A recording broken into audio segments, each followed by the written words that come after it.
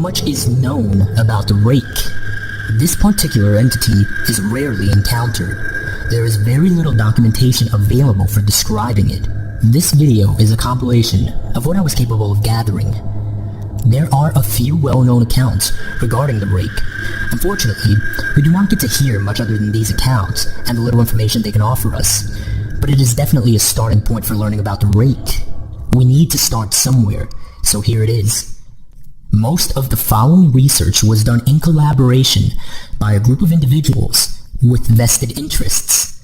These interests are largely based on the fact that they themselves were survivors of direct encounters with the rake. Now here's a compilation of various experiences these survivors found. The first is from a mariner's log, and it is dated 1691. It says, "He came to me in my sleep. From the foot of my bed I felt a sensation. He took everything. We must return to England. We shall not return here again at the request of the rake." Now this implies some sort of communication between the rake and the mariner, and that the rake somehow convinced or maybe even forced the mariner out of wherever he was and to return to England. The next is a journal entry, and it's actually translated from Spanish. It's dated 1880. It says, "I have experienced the greatest terror. I have experienced the greatest terror. I have experienced the greatest terror. I see his eyes when I close mine. They are hollow, black. They saw me and pierced me. His wet hand. I will not sleep. His voice." And then the rest of the text was unintelligible. Now, another account they found was actually from a suicide note, which was dated 1964. This note said, "As I prepare to take my life, I feel it necessary to assuage any guilt or pain I have introduced through this act. It is not the fault of anyone other than him, for once I awoke and felt his presence, and once I awoke and saw his form, and once again I awoke and heard his voice and looked into his eyes. I cannot sleep without fear of what I might next awake to experience. I cannot ever wake. Goodbye." Now, this note was found in a wooden box. Found in the same wooden box were two empty envelopes addressed to William and Rose. There was also one loose personal letter with no envelope. This letter said, "Dearest Liddy, I have prayed for you." He spoke your name. Finally, here's the main account from one of the actual survivors, one of the actual researchers who compiled the various experiences. This account is from a direct witness. It is from 2006.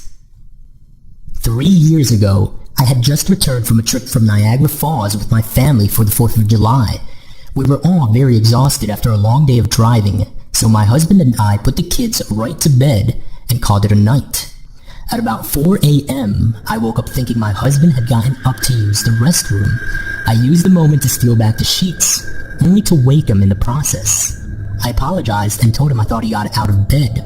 When he turned to face me, he gasped and pulled his feet up from the end of the bed so quickly, his knee almost knocked me out of the bed.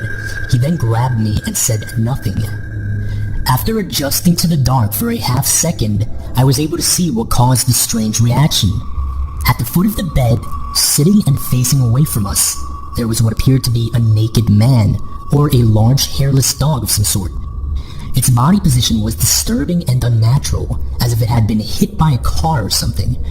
For some reason, I was not instantly frightened by it, but more concerned as to its condition.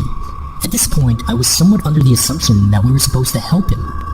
My husband was peering over his arm and knee, tucked into the fetal position, occasionally glancing at me before returning to the creature. In a flurry of motion, the creature scrambled around the side of the bed and then crawled quickly in a flailing sort of motion right along the bed until it was less than a foot from my husband's face. The creature was completely silent for about 30 seconds, or probably closer to 5. It just seemed like a while. And it was just looking at my husband. The creature then placed its hand on his knee and ran into the hallway, leading to the kids' rooms. I screamed and ran for the light switch, planning to stop him before he hurt my children. When I got to the hallway, the light from the bedroom was enough to see it crouching and hunched over, about 20 feet away. It turned around and looked directly at me, covered in blood. I flipped the switch on the wall and saw my daughter Clara. The creature ran down the stairs while my husband and I rushed to help our daughter. She was very badly injured and spoke only once more in her short life. She said, "He is the rake." My husband drove his car into a lake that night while rushing our daughters to the hospital. They did not survive. Being a small town, news got around pretty quickly. The police were helpful at first, and the local newspaper took a lot of interest as well. However, the story was never published, and the local television news never followed up either. For several months, my son Justin and I stayed in a hotel near my parents' house.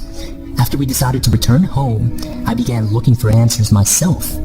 I eventually located a man in the next town over who had a similar story. We got in contact and began talking about our experiences. He knew of 2 other people in New York who had seen this creature we now refer to as the rake. It took the 4 of us about 2 solid years of hunting on the internet and writing letters to come up with a small collection of what we believe to be accounts of the rake. None of them gave any details, history, or follow-up. One journal had an entry involving the creature in its first 3 pages, and never mentioned it again. A ship's log explained nothing of the encounter, saying only that they were told to leave by the rake. That was the last entry in the log. There were, however, many instances where the creature's visit was one of a series of visits with the same person. Multiple people also mentioned being spoken to, my daughter included. This led us to wonder if the rake had visited any of us before our last encounter. I set up a digital recorder near my bed and left it running all night, every night, for 2 weeks.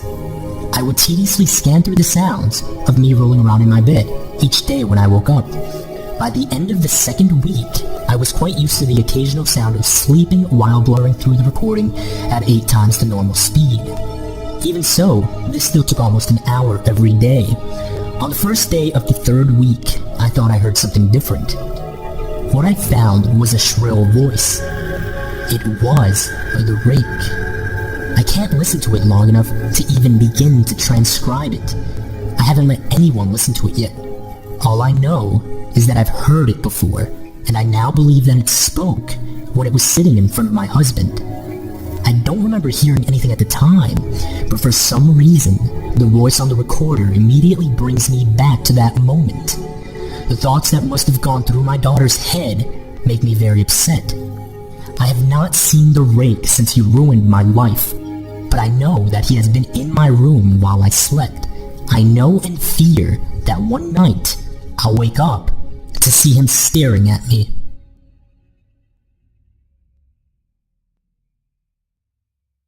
Beyond these accounts and the compilation of these experiences, there is very little information regarding the rake, except for a few other things. The first is a strange will that was left by a woman named Miss Elizabeth Bellow. Now, she left behind a video, and in her will she had it stated explicitly that her family's inheritance not be released until they saw this video in its entirety. And she also declared that this video become a matter of public record, so the video was publicized online. The video describes her experience with this entity. He knew the names of my mother and my father. He said that he knew what they dreamed, and that they knew he was called the rake. I'm just going to go ahead and put the link to it in the description. I really suggest watching it because it is pretty offsetting. But it has the potential to provide some more information regarding what the rake is and how it behaves. On a disturbing note, as of October 28th, 2011, which is the time her entire family first viewed this video, 5 of Miss Bellow's relatives have passed away. There is one more potential connection to consider. The rake may have some sort of connection to the Slenderman, or the Slenderman may have some sort of connection to the rake. The hypothesis here comes from Sigma radiation. Sigma radiation is a strange energy signature that was found in the bloodstream of victims of the rake. This very same energy signature was found in a cloth left behind at the scene of one of Slenderman's victims. This energy signature has never in history been encountered before. In fact, radiation might be a misnomer, because it isn't radiation as we know it.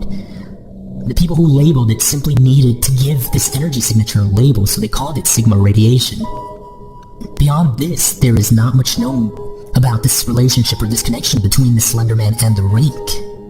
But it is definitely something that needs to be kept in mind and probably will need further research and investigation. So as you can see, we currently have very little to go on. The connections to Slenderman seem to be the most recent data gathered about the rake. Perhaps further investigation into this relationship will yield useful information. However, anyone doing any such investigation should remain cautious. We do not know exactly how or why these beings behave the way that they do, but if we seek to prevent further dangers and prevent further victimization, then we must push forward in our exploration of this phenomenon.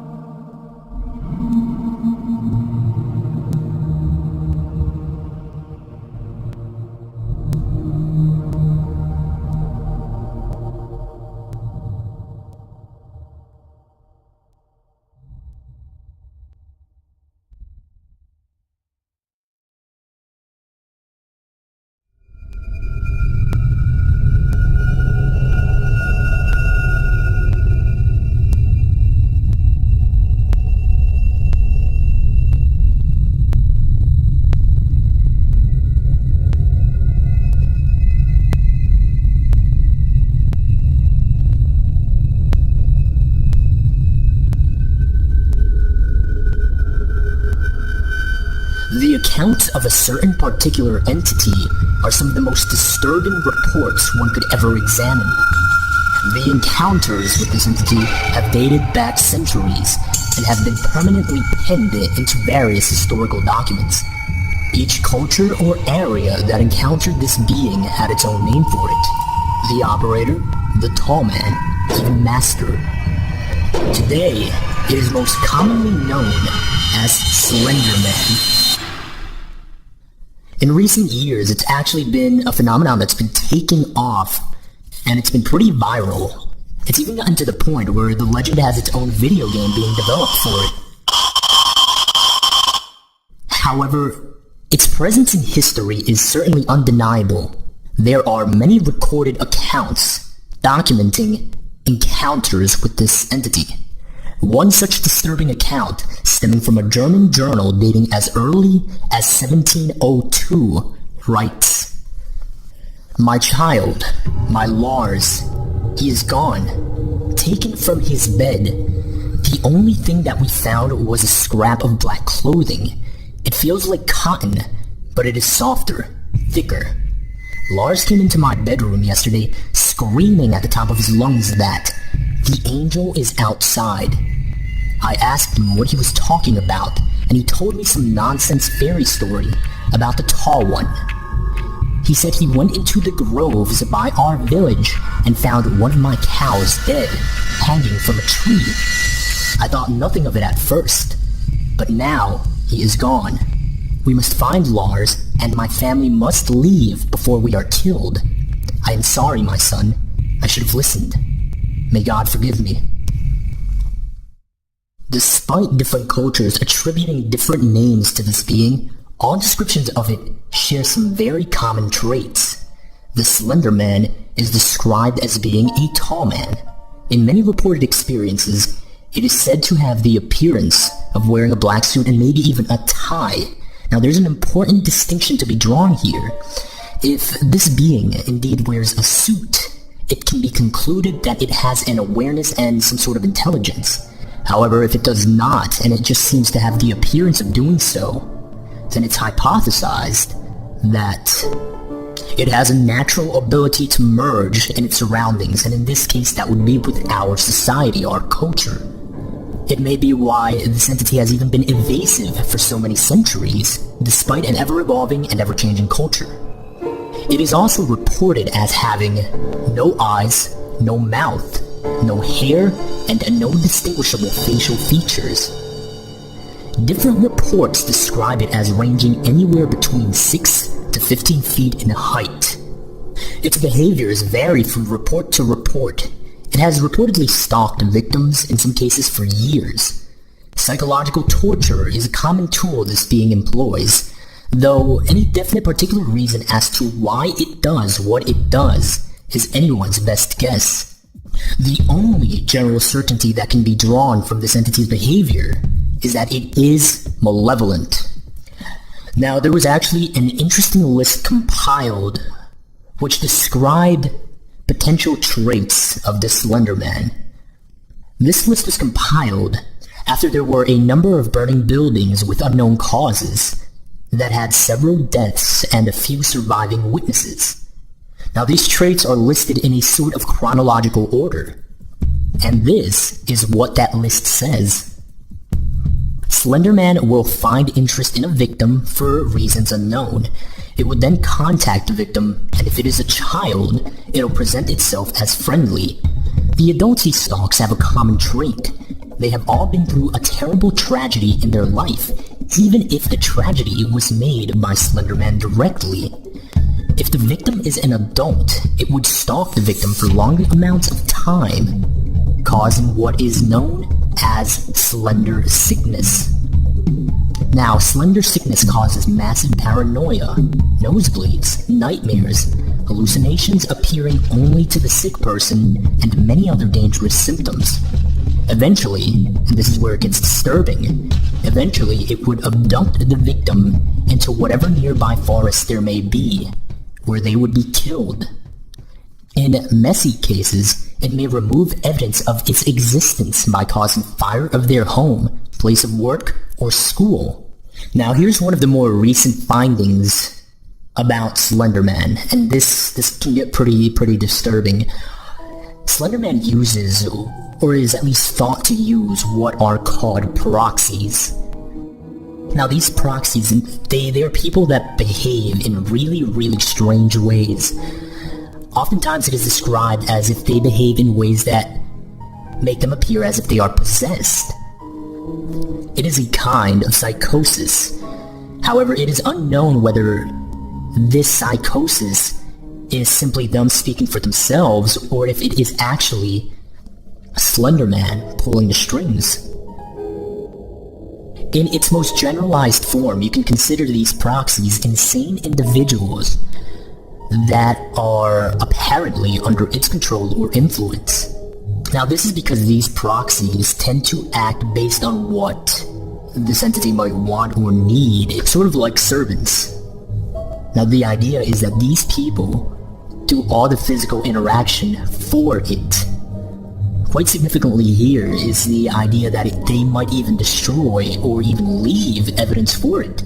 They may even serve as sort of a communication medium, which is really disturbing considering the potential forms of media that they can communicate through.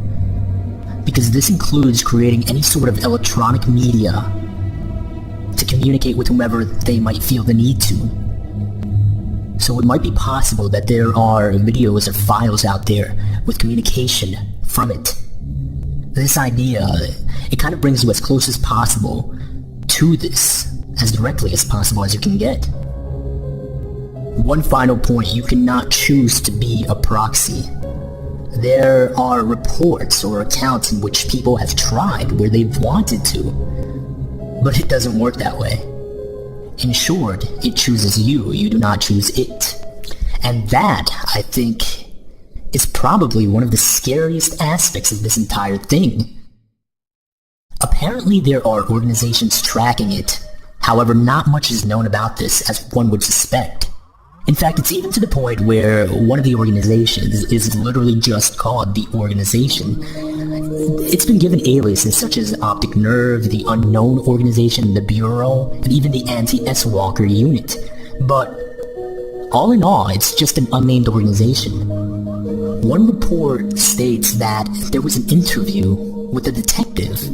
This detective did not state where he worked from. He only stated that they were based in Washington in the United States. Based on these reports, it is known that the organization pretty much knows about as much as we do when it comes to the Slenderman. However, some extra information includes that they refer to Slenderman as a serial killer whenever they are talking to civilians. They have been researching this entity for many years. They believe he has killed and that he's active throughout the nation, and they do not know how to neutralize him. But beyond that, there is very little known about this organization. There's actually another very interesting foundation that very little is known about. The foundation itself is called SCP. This foundation's initials stand for Secure, Contain, Protect. What they essentially do is they find anomalous objects that are considered not to belong in physical reality or in nature, and they contain them because these objects might be seen as a threat to the stability of our existence.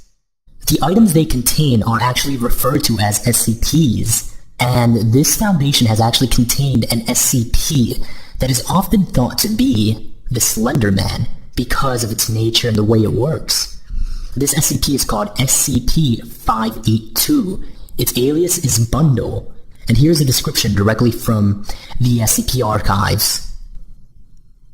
SCP-582 is an adaptive, self-propagating meme in the form of an entity most often referred to as blank. It's blanked out.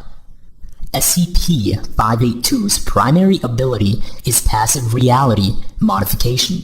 Any fictional account written about SCP-582 will become a factual record of a manifestation of the entity in which SCP-582 will carry out all actions attributed to it in the narrative. These manifestations will happen at whatever time and place is specified. If no specific location or time is given, the manifestation will occur at any opportunity that will meet the narrative's criteria. Now here's what's really interesting about how they are handling this, and for this reason we are here in the video solely referring to this SCP by a factual name in which no narrative can be established. This is how they're handling it. It says, all major internet search engines are to be monitored for any references to SCP-582 under any of its known names. Copies of all media relating to SCP-582 are to be stored in Secure Archive 582. The original sources of these materials and all records regarding the individuals responsible for the creation of such are to be expunged as outlined in Document 582-RP.